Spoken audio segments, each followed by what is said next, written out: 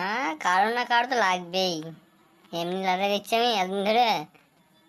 তাহলে একটা দে। আমার কাছে 10 টাকা আছে, খুচরো নাই। 4টা খুলে দিস, নাহলে তুই কাকিমা চিনিস তো।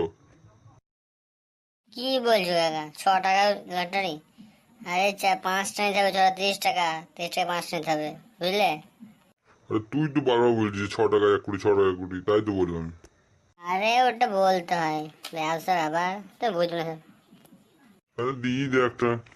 অন্য কেউ যদি লীলায় তার আগে আমাকে দিয়ে দে, ভালো ভালো নাম্বার দেখে, কেন 1 কোটি লাগে একবারে। হ্যাঁ, এই নাও 30 টাকা দাও। যদি লেগে যায় তাহলে জানবো কি করে ভাইপো? আরে চিন্তা নাই, আমি তোমার বাড়ি চলে যাব। আর টিভির লোক চলে আসবে আমার বাড়িতে। তুমি একবার ফেমাস হয়ে যাবে।